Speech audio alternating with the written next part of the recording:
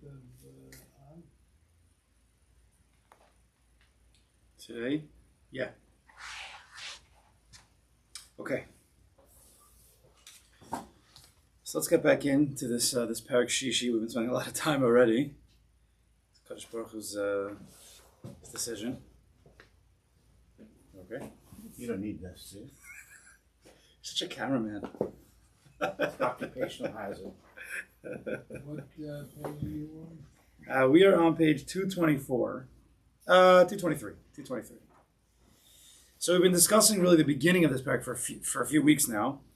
It must be that the Borei Olam wants us to really sit on it. Discussing who this person is that we're speaking about. This person, we call him the Bali Mishkonos. This is the way that the Shaar habitachon describes him, the sect of owners of security pledges. Remember, we're discussing a person who is not saying out loud, but with his actions and perhaps his mind, and out loud he's saying it he's rationalizing that he's spending a lot more time perhaps than he should in the world of Parnasa. That's the person we're dealing with. This could happen in different areas, but he's spending much too much time in the area of Parnasa. And the rabbi in the story at the end of the fifth parak is trying to say, listen, buddy, there's a long olam haba. It's a lot longer than this short life. You might want to start preparing for that. And the guy's like, no, but I have a family and I have kids and grandkids and I have to work. I got to make a parnasa. And we discussed a lot about the problems of this person, where maybe he's going wrong. Perhaps he's right, but before you are so quick to just say, yes, I have to sit, 12 hours a day working and I don't have any time for ruchnius, before we just give into that, let's go a little bit deeper. Let's start asking questions on this person. Let's start seeing if he has emunah. Does he have bitachon? Is he a Baal Taiva? Really, he has certain desires that he wants to be fulfilled, which go against his ability to trust the Kadosh Baruch Hu and not think that he has to work so many hours to get what he wants. Right, we discussed this the Baal Taiva. We discussed the fear that he might have, the lack of control. If he just gives up to Kadosh Baruch Hu, he doesn't want that, so he doesn't realize what's going on inside of his head and inside of his heart. Therefore, he just says he's going to keep working, and he says, because it's for my family, which partially it's true. That's the problem, is because since there is truth to it, you could rationalize and not realize what's going on really beneath the surface. It's very, very superficial often, the way he speaks without really thinking deeply about it. It's very, very superficial. And this parak, again, is trying to expose this person to himself, really, because that's the only person who could change you, is you. So this parak is a parak that we can't go into it and say, listen, this is not me. Come on, I'm not this guy. This guy's really off. I'm not so off. Yeah, but we might be a little bit off.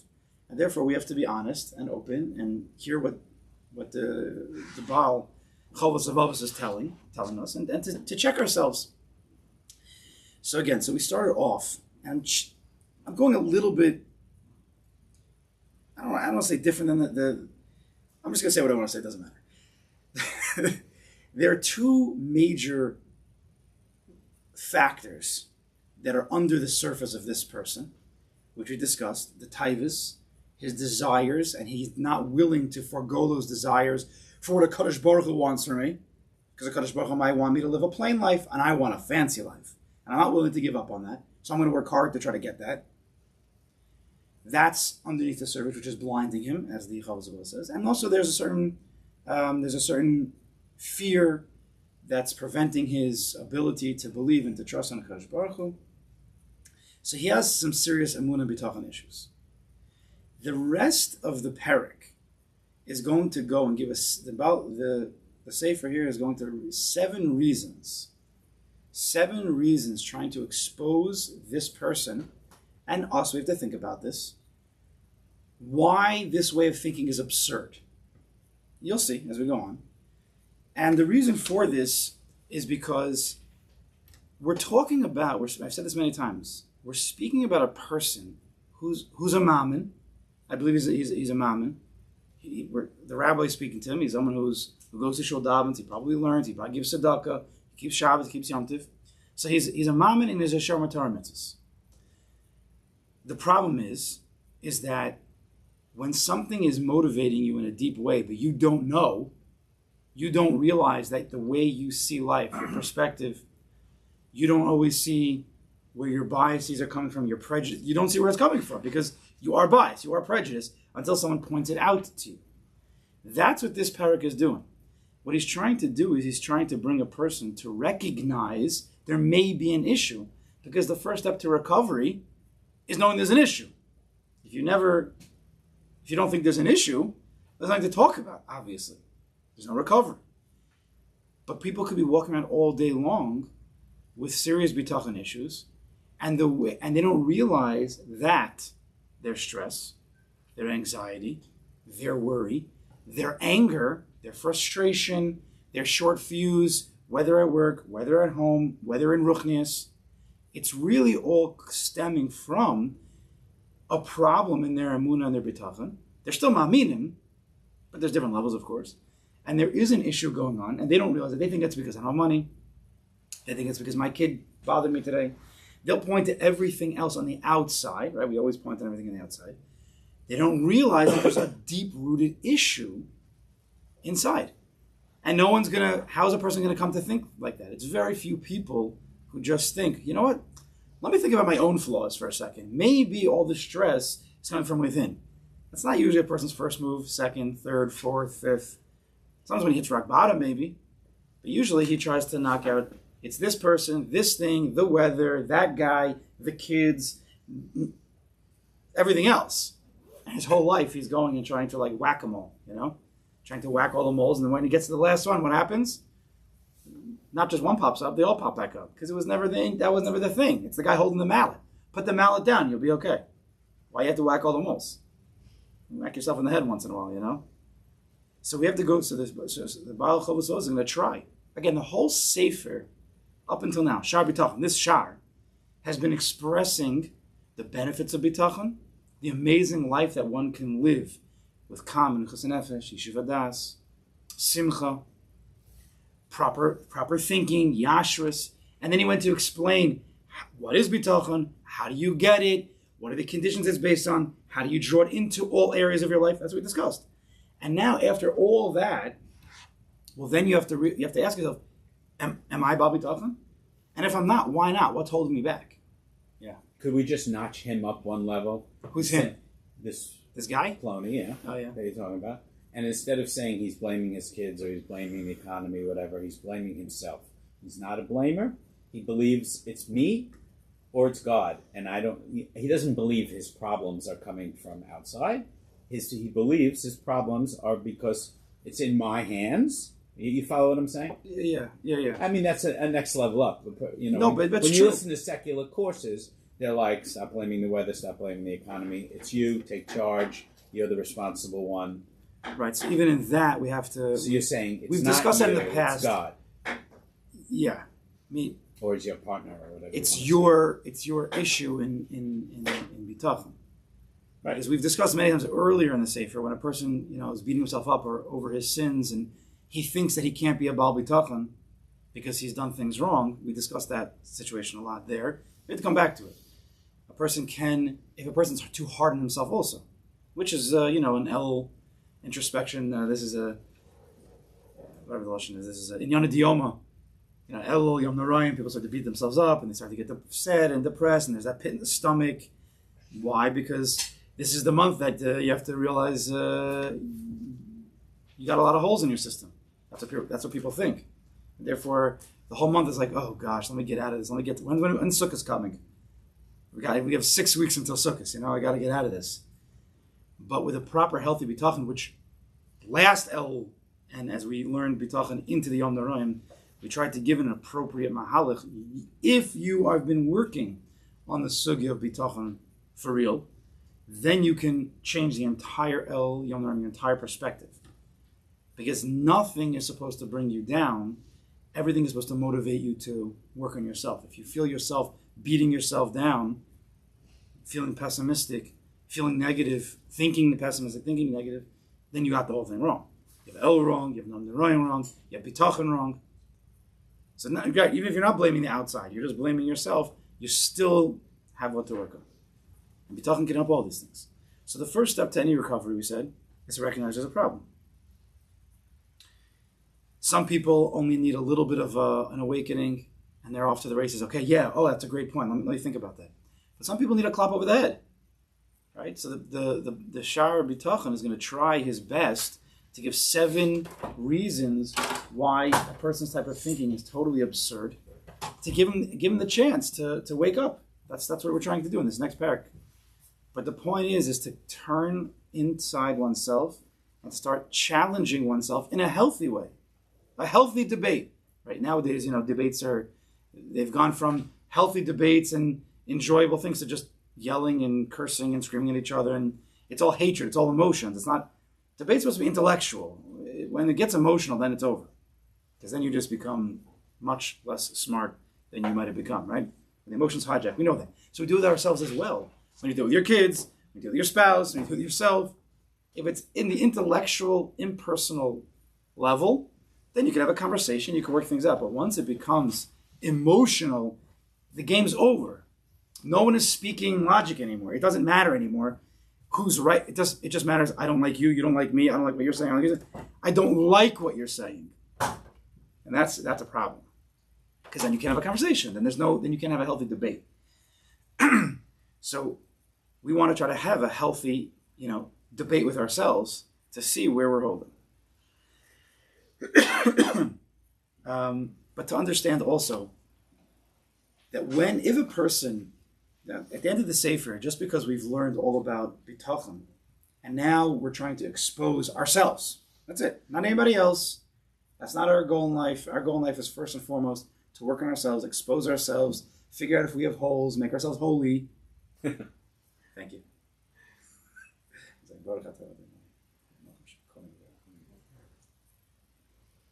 So when to expose ourselves is then to understand that if we realize at the end of the Sefer, you know what? I'm this guy. I have some of these issues. That is not necessarily going to make you a Baal Bitachon immediately. What it's going to do is get you to realize, I need to start the Sefer again. And there's nothing wrong with that. And you have a leg up because you already learned it once. This is how it goes. You read the Sefer. It helped to some degree because it is logical. It makes sense. I would like this to be part of my life. But you didn't realize that there are serious flaws in your system. There are serious blockages and obstacles from really allowing the words of the Chovos Levovos to go into your heart. Into our head it goes. It's logic. Can't deny it. It's clear, crisp logic. But the tachlis is to get it to our heart. If you have a pagam, if you have a blockage between your head and your heart, well, then you're not going to be able to live the way that the Sefer is trying to teach us, because the tachlis is to get to our heart. Yes? This now, after explaining the whole Shaar habitachon, and now the person's like, yeah, this would be great, I want this. Now he's trying to show us you might have a blockage somewhere in between your head and your heart. And if you clear that, whatever you did gain in your head will come down and you'll feel good. But just know that a lot of water overflowed when there was when the toilet was stuffed. Not that we're comparing ourselves to a toilet, just that's what's coming to my head, sorry. A lot of water came out, you didn't gain everything. So what we have to do now is to go back, start the Sefer again, each person on their own, start it again, or there's a lot of shirim you can listen to again, and I'm sure there'll be some new nekudas that you didn't catch the first time. Right? Bitachon is a life. If you get this down and it's in your heart, everything in life is different. Anybody who's been here since the beginning knows. Everything is different. There's nothing that's the same. So with that, we're going to start now. And I don't know what's going to happen. I want to read pretty basic, because these are just clear logic to try to wake us up. We'll see what happens. We're on page 223. So we're on the bottom. We read this before many, many weeks ago, at the beginning of the summer. But let's just read simply. So 223, the second paragraph, because the first paragraph is where we spent a lot of time explaining what's going on in the pneumius of the person, the lack of emunah, the lack of bitachon, the fear, the typhus. Now let's move on. Hatov l'cha. Hatov l'cha mashkon l'kachto ela me're'acham v'chaver kasher ein lo reshus Alecha v'lo mitzvah so veris, page 224, Alecha. Aval hasochir kishu mistaker etzel b'nei adam ein tov l'mashkin sochro b'scharo kodem avodas. I'll explain in a minute. V'chol shekein ha'eved shelo yimashkin adon of kodem avodas of lo parnasaso. Kal v'chomer hanotzar shelo yimashkin yotzer kodem avodas lo. So we'll just translate 223. Surely, it is only appropriate for you to request and take a security pledge from your fellow or friend who has no jurisdiction over you and cannot give you orders. If you sell somebody, your friend, something, and he says, I'll pay you in 2 months, you might want to hold on to his watch because to make sure that he pays you back. However, it is not appropriate, it is not appropriate for a paid worker who is hired by people to take a security pledge for his pay from his employer before he begins his work. Imagine you're a boss and you hire a guy to do a job for you, and the guy says, listen, I can't do this job for you unless you give me your watch, so then after I do my few hours working for you, then you'll pay me because I'm going to hold on to your watch as a security pledge. Is it the same thing as just asking for a deposit? I'm not working for you unless you give me a deposit? Or this is different? Yeah, no. Basically, people do that. It was it. Okay. People ask for half up front. Okay. Otherwise, I'm not starting. There could be certain things like that. All the more so will a servant. Okay, so you have half the people were let's say thrown out. Most people won't do. Let's say if they're working, most people wouldn't do that. There is a sect of people that will do that. Whether it's construction, whether it's certain jobs because of certain instances in the past where they need to get paid at least half up front, whatever. It's fine. But let's move on to the next madriga. All the more so will a servant of a king, a servant of the level of a servant, he will not take a security pledge from his master for his livelihood before he's begun to work for his master. That would be totally inappropriate for a servant to ask from the king. All the more so, a created being will not take a security pledge from his creator before he even begins serving him. So how dare we demand from a Kadosh Baruch Hu, our creator, the one who gives us life, who gave us life, who gives us life, and who will give us life, to demand the Kadosh Baruch Hu, I need you, give me parnasa, and then I'll serve you. Give me enough so that I can live, my family can live, my grandkids, and my great-grandkids, and when I have enough parnasa, now I believe it's from you, I believe it comes from you, but when you give it to me enough, give me enough of that, then I'll daven more with a little more kavana, I won't run in and out, I'll spend more time learning, I'll have a little more kavana, I'll spend more time with... That would be absurd to say that to the Creator. Now, we act like that, potentially. When I say we, it's in your own head. I'm not saying anybody is. But a person would act like that. He would never say such things. He would never say that to a Kadosh Baruch Hu. Give me, and then I'll give you. But your actions speak louder than words. Your actions are a definition of what you're thinking in your head. That's what you're doing. You can't deny it. Weiter, he says, Umenatema ki avodas ha'eved ladonav al manashi yifalo scharo achar avodaso genayu. Moshe Amru, al tiu kavod memsham shon rab al manas lekabel pras. We've all heard this. Kol shekein sheyaz panav lavakish mashkan beparnasaso kodem avodaso v'dom lezeh amakasav hal Hashem tign lezos am novel v'lo chafim. It is astonishing because even when a servant serves his master with the intention of being rewarded after his work, the Baal Chovos is going a step further. He said it would be silly for a servant to demand pay up front from his master. Right? That'd be silly. Now he's saying even further that the way we live our lives, we'll see from the Chazal, that a servant should not even serve with the intention of getting paid afterwards. For sure not before, not even afterwards. How do you know this? Right? It's astonishing because even when a servant serves his master with the intention of being rewarded after his work, it's considered improper. As Chazal say in Pirkei Avos, do not be like servants who serve their master in order to receive reward. The third mission of Pirkei Avos, we live by Pirkei Avos. Al tiyu kavadim hamisham as a rabbi kabbalas pras. Don't serve a Kadosh Baruch Hu, don't serve your master in order to receive reward. You will receive reward, no question. Kadosh Baruch Hu will take care of you. You're breathing, you're seeing, you have a house, you have clothing, you're going to receive reward, but that should not be your intention. It's not a business where many people are working because they need a person. That's fine, nothing wrong with that. But not when you're serving Kadosh Baruch Hu. And all of life all of life, beyond your work, beyond serving your wife and your kids, beyond serving your community, you're serving a Kadosh Baruch Hu, right? So we work as workers for a job, but we're servants, or we're children, Banu Matam Hashem, to the Creator, or we're servants to the King. You're an Eved or you're a Ben. We have to see the entire life's like that. Not just in Shul. Your entire life is under that bubble organization called God. Inc. Whatever. Right? It's His world. And we serve Him. And Mishnah Perkei Avos says we shouldn't serve Him in order to receive a reward. We should try to serve Him, right? Lishma, as much as we can. So certainly it'd be inappropriate to work to demand up front from, if you're not even supposed to work with the intention of getting paid afterwards, it would be absurd to demand payment, but you shouldn't be thinking about it before you start working. That's what he's trying to do. Bachavos is trying to get us to think how absurd this type of thinking would be. Again, I'm going to keep saying again, hold on to the question 1 second. I'm going to keep saying again and again, the problem is that people don't always realize that they'll be like, no, but I'm not doing this. I have to serve, I have to take care of my family. Right? It takes an honest person to then go deeper in and say, is that really what's motivating me? Or is there something else going on? Am I scared to trust in the Kadosh Baruch Hu? Do I want more luxuries than he might give me? This is trying to, again, open us up to a deeper place within ourselves. Yeah. But how does one, let's say you're not seeing results right away, how does one continue to serve? Imagine you're working for someone and you're not getting a paycheck. Or is it that there's things behind the scenes that in the long run can help you? In the world of bitachon, which is we've been in this for a long time.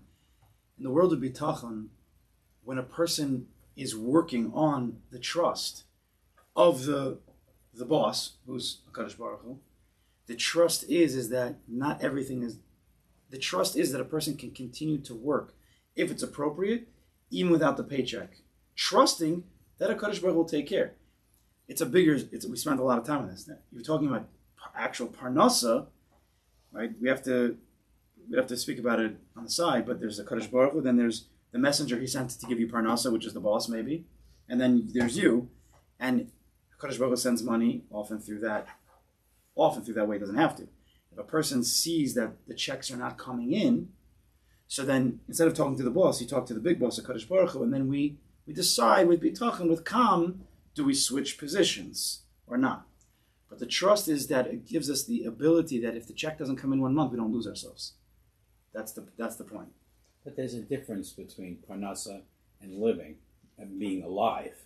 So if somebody would say, but God's not paying me, I'm not getting a paycheck, I think the first order of business in our heads is like, it's not all about the paycheck, it's about life, it's about nachas, there's other things. So that's why you serve Hashem, because He's giving you plenty, independent of whether you're making as much or as little as you want. Isn't that the main limud? That you should be grateful for being alive. Forget about the paycheck for now. There's so much more to be thankful for. You don't need to focus on whether you're making as much or as little. Because it's you're true, alive. but That's the main gift. I agree with you, but So where it's are you coming from? I don't know where you're... When he asked that question, he says, it seems like you're not getting paid. My first answer as a layperson from off the top of my head is like, you're alive, you're getting paid or not. It's not all about the paycheck. The analogy of the paycheck also. There's right? But someone who, is giving tons of tzedakah, saying tons of tehillim, who has a daughter who's 28 in shidduchim, he could think to himself, maybe Hashem should be giving me more results. I'm doing so much chesed for people. I agree. And granted, he's breathing, he's living, but... No, but that would be my first course of action. That you'd say, listen, maybe you're taking a little bit too much for granted over here, and you need to reframe what He's giving you. That would be... I hope everybody's following over here.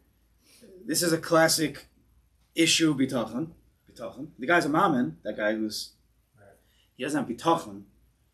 And one of the beginnings of bitachon, before this sefer, I've said this many times, but I'll say it again.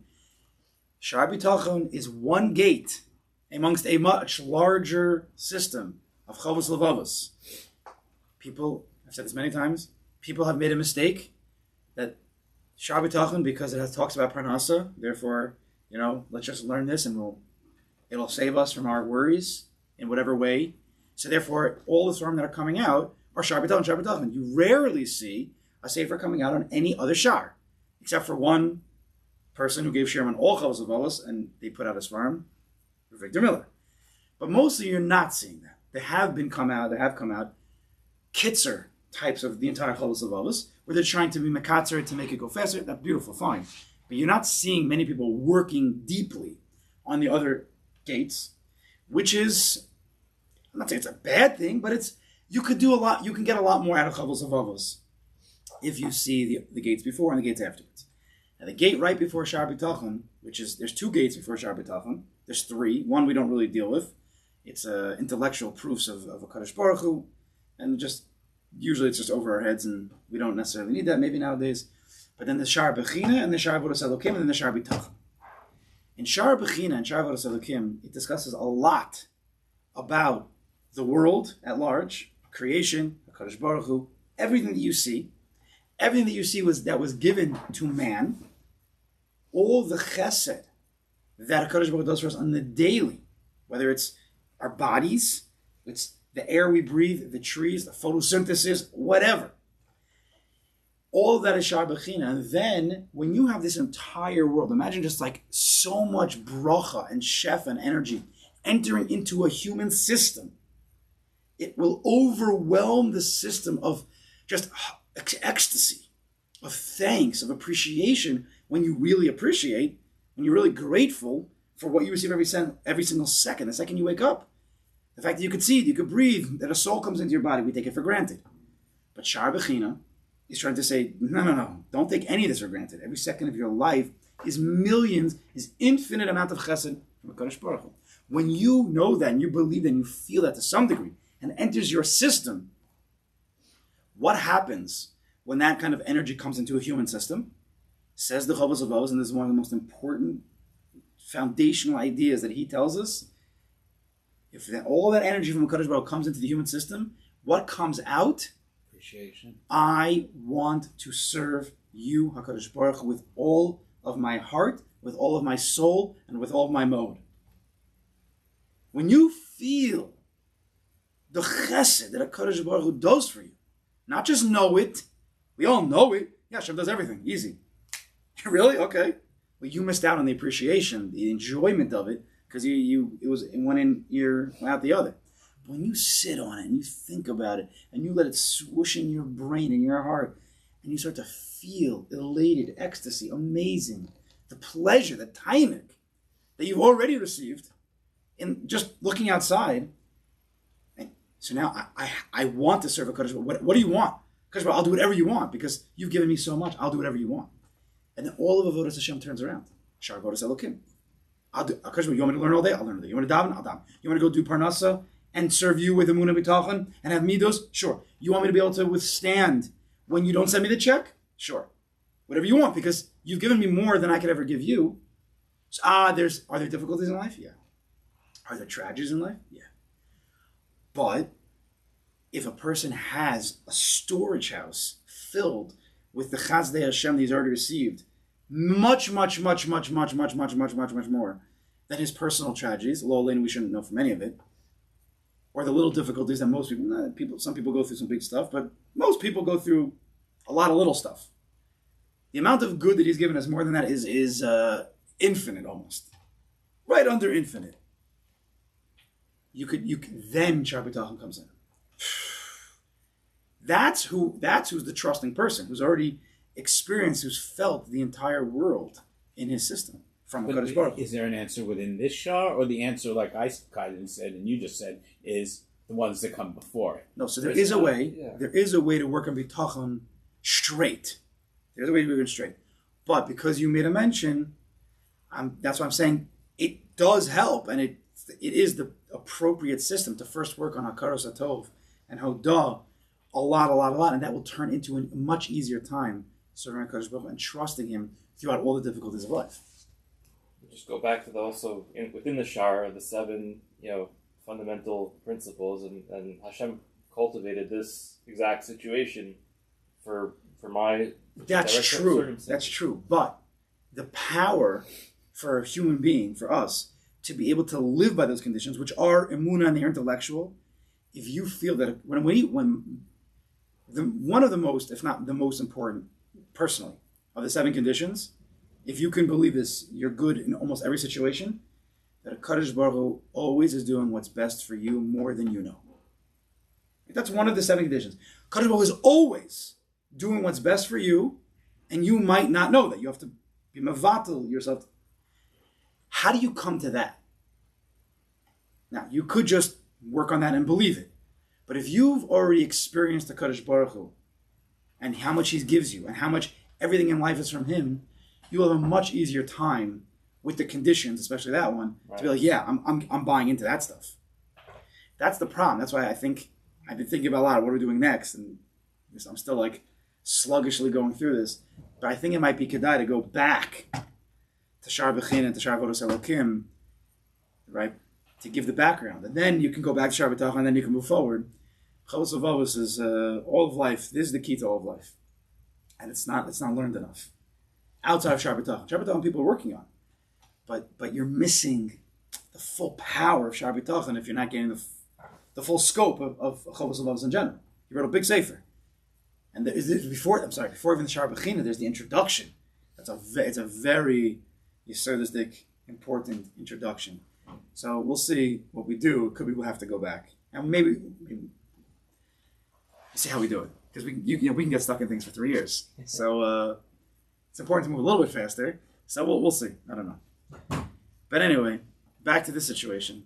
So even a servant is not supposed to be thinking about reward when he's working. Kol shekain demanding it before he even starts working. Yivaiter says, we're in the translation. Right in the middle where it says, do not be like servants who serve their master in order to receive reward. All the more so, he says, it is improper when the servant is so brazen-faced that he asks for a security pledge for his livelihood before he begins work. Similarly, the pasuk says in Devarim, I think it's Hazinu, is this how you repay the Lord, you disgraceful, unwise people? This is how you repay Him for all He's done for you? By demanding security pledges? Right? That's what we're saying. But you are getting them, so it's a valid question, and you are getting them. You are getting life, so you are getting them. It's not a false question and answer. The servant says, "I want to get paid," so that if you realize it, I am paying you. I'm giving you life. You just don't realize it. Oh, that's the switch you got the wrong idea. But I am paying you. The king's already paying big time. That's right, of course. So the second you wake up, to say that you're asking, well, why aren't you paying me? The answer is, I am paying you. But so now, not that you have nerve to ask. So now that it's so clear, then you have to challenge yourself. Anytime you're feeling stressed during the day because you're not getting paid the money, why are you so stressed? He already paid you. You woke up today. This is how, if a person really wants to work in the sefer, this is how he has to work on it, at least on one level. If you're stressed out during the day, you're anxious, you're worried, what's going to be? I need this money. And maybe in the back of your head, you're saying, Kadosh Baruch Hu, come on. I'm just asking for a little bit. I do your Torah mitzvahs thing. Like, they all have it. Why can't I have it? Stop. Ask yourself. Are you demanding things early? Didn't the king already pay me? Think about it. Yeah. How do you balance the fact that, let's say, you could always go back there and say that it's a Shaar B'tachon thing, and you could say, oh, really, it's like all for the best, versus like there's actually an internal issue and you have to speak to like a therapist or a mentor. How do you balance doing that versus just having the B'tachon, mindset? It's a good question. I just the question is what's Hishtavlis, right? No. Last week, I apparently. What am I supposed to do? Am I supposed to have faith, or am I supposed to get a mentor? Am I supposed to change professions? It's a dangerous question because I just heard that there was a big back and forth. I just heard in one of the Jewish newspapers. Was it Hamodiel you mentioned, where somebody, I don't know who it was, somebody said that you don't need. I'm not asking for opinions here, but apparently what he said, and I didn't read it, I didn't see it inside, but basically he said, I'm not saying his name because you don't really need any therapist if you just work on bitachon. You won't need anything. Is this where you're coming from? Is that where Yeah, no. I'm saying I don't agree with that. But yeah. But I'm saying you heard this thing. No. I just wanted the question. Whatever. So apparently, people were very upset about it, and I'm not. You're asking the question now, and I'm not. I'm prepared a speech for this, but what I would say, and I'm not giving an answer to that question. I'm answering your question. Is that if a person is working on bitachon, person who's actually working on bitachon for real, and he has a situation or he's going through something again and again, he should try first to work it through properly with bitachon, if he can. If he's working it through, I've worked things through with people. I've tried with bitachon to see if we could find an area that's deeply rooted, but it's really a pagam in your bitachon, and from there we can work out. But if a person tries and he sees it's not helping, so then you need more help. And there could be other places. It could be it is a bitachon issue, but it could not be. It could be that there's, I don't know. No, But again, if a person, if very simple. No, That's no, why no. you're upset because you're messing up. he's not talking about just pronouns, he's talking about a bigger picture. Yeah, you understand the answer? Yeah. But it has to be, but you can never, I'm telling you, you cannot use bitachon unless you've worked through, we work through Kol Zavos. There are other svarim, I don't know. Unless you've worked through Shaar bitachon well, and you're really trying, then only then can you try to use bitachon to help you. I don't explain. You can't just, let me just try to trust in God. I have this big, deep issue about life, whatever it is. I'm just going to trust in God because that's what bitachon is. I'll just trust in God and let's see if it works. And 5 seconds later, you're like, oh my gosh, it's not working. It's not good. That's not trying with bitachon. Trying with bitachon is like, it's a real system. And I don't know if everybody fully gets that, what that means. What class number Does that are make we sense? It's like 150 or something. 150. So I just saw this for the first time. Yeah, no, that's what I'm saying. It's a real system. And we're trying to, we'll see. There's a guy trying to work on if we can put it into writing to some degree. We'll see. I don't know. It's a big ASIC. For sure. If you're working in Shaar bitachon, for sure. If you go to a doctor for the body or doctor for the mind, you also, if you're working Shaar bitachon, you better make sure you realize that the going to the doctor is ishtadlus. Solve. If it's going to help you, it's because the Kadosh Baruch Hu decided. Right? You have to still use bitachon in every area you go. Right? It's good to go back to the beginning. That's what I would say. okay. It's good. Fine. So I think we're gonna pause it here, and we're gonna Mitzvah. I think next week we probably should be on. And people are gonna be here. Away. I mean, I listen on You'll see. All right. So we'll see. If for some reason I can't do it, I mean, this is the vacation week for the parents, or the Gehenna week for some people. That's for some parents this week is the bracha, and some weeks it's the klala. It's your choice. That's right. I'm giving you the choice, as Moshe Rabbeinu. For me, it's a big bracha, but sometimes it doesn't allow us to give shiurim. So we'll see next week. We'll decide. But then, otherwise, we're going to try to continue on with these simple, logical, exposing type of questions that will try to get us deeper. I mean, we're not done yet, but we're nearing the end. So stay tuned. I could be confident in saying it's a huge bracha because you know what happens? You blink your eyes, and you're 60 years old, and the kids are growing up, and they're not. I'm trying to go. I keep telling myself, no, we have to go slow. We have to go slow. You have to.